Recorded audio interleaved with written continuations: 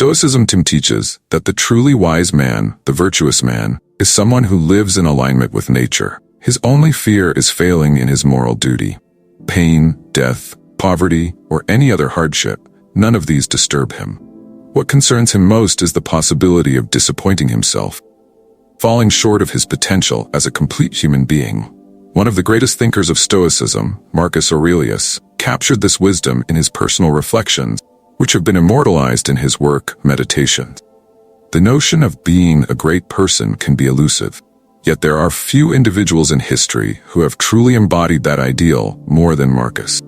Now, I want to make this clear. This is not another self-help video, but the philosophy Marcus practiced and articulated offers a remedy to many of the problems we face today. Let me show you how.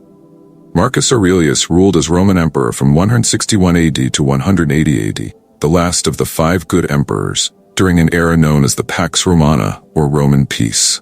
Remarkably, when Marcus died, the Pax Romana came to an end.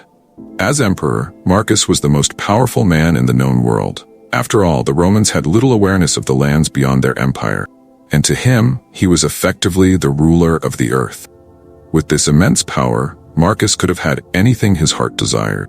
The life of a Roman emperor had become synonymous with indulgence.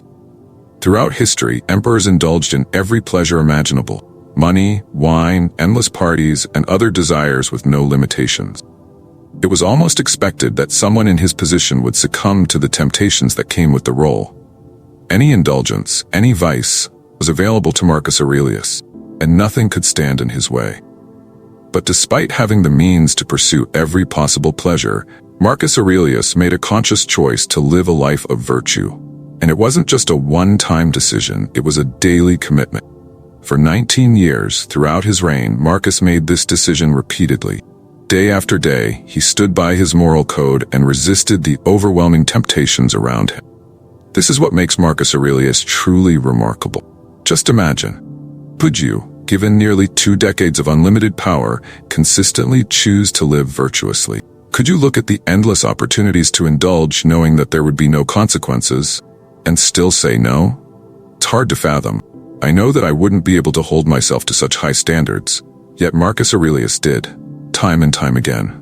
We know his example was authentic because the moments when no one was watching, that's when Marcus was at his best. His journal Meditations wasn't intended for anyone else's eyes. It wasn't written as a book for public consumption or future readers. In fact, it wasn't even a book. It was his personal journal, never meant to be published, and definitely never meant to become the philosophical masterpiece it is today. This is what makes Meditations so special. These were Marcus Aurelius's raw, unfiltered thoughts, his deepest reflections on life, written only for himself. Because of this, Meditations offers an unguarded glimpse into the mind of one of the most powerful figures in history. It is a window into how Marcus navigated life, how he wrestled with his responsibilities, how he strived to stay true to his principles. The writings are divided into 12 sections, but there's no formal structure to them. They are just the musings of a man doing his best to live a virtuous life. And yet, despite this lack of organization, the wisdom in Meditations is profound. It is one of the most influential books ever written, a timeless guide on how to live well. The best way to experience Marcus Aurelius's wisdom is to read Meditations yourself. It's available in practically every library and bookstore. But for the purpose of this video, I'll share some key ideas that stand out. One of the core beliefs of Marcus Aurelius was living in harmony with nature. Now, when he spoke of nature, he wasn't just referring to trees, animals, or the earth. He meant the natural order of the universe. He believed everything in life had a purpose, just like how trees grow or animals behave according to their instincts. A tree grows tall, not for admiration, but because that is its natural role. It fulfills its potential by simply being what it was meant to be. In the same way, Marcus believed that human beings have a duty to fulfill their own potential. This wasn't about accumulating wealth, status, or recognition. It was about becoming the best version of oneself, about realizing the full extent of one's virtues and capacity. For Marcus, this was the ultimate achievement. Failing to live up to one's potential, in his eyes, was the greatest tragedy of all. After all, the Stoics believed that while we can't control external events, we do have control over how we respond to them.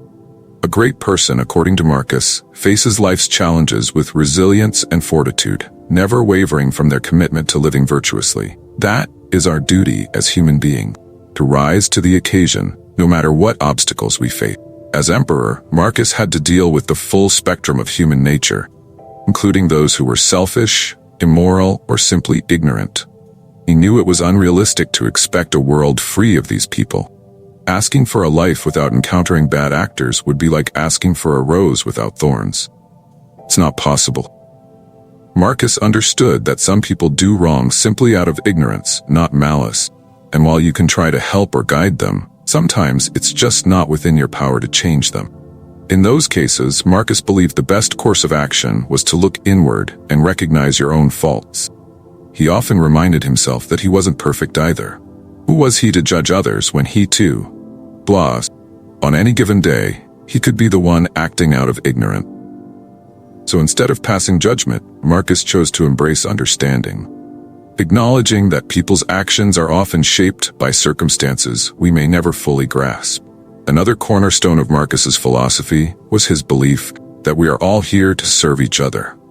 Just as trees provide fruit for animals, and animals in turn feed other creatures, we humans are meant to help one another. This is the natural order of things, and to ignore this responsibility would be the only true failure in life. Marcus also knew that adversity was inevitable.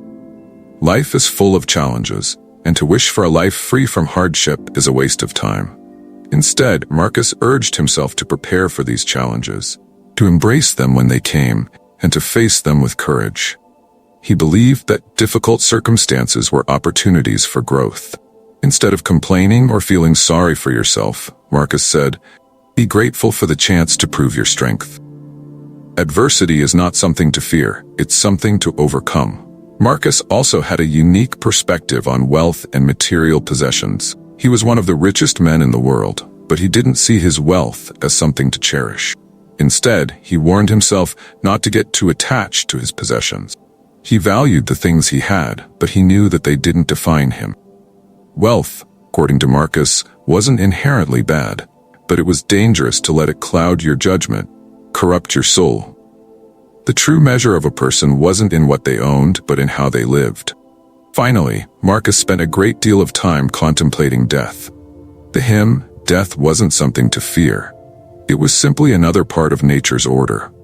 He reminded himself over and over again that death was inevitable, and there was no point in wasting time worrying about it. Instead, he focused on living well while he was still here. To Marcus, death was just another duty, something that each of us must face eventually. Philosophy of Stoicism, as practiced by Marcus Aurelius, goes far beyond ethics and virtue, touches on every aspect of life, logic, physics, relationships, and more. But at its core lies a fundamental distinction, the difference between fleeting pleasure and lasting happiness. For Marcus, pleasure came from external things like wealth, fame, or success, but these were temporary. Happiness, however, was something deeper. It came from within. It was achieved through living a life of virtue, fulfilling your potential, and becoming the best version of yourself. The only real failure, according to Marcus, was to let yourself down by not reaching your potential. To be great wasn't a choice, it was your duty. Because being great, being virtuous, is what you were made for.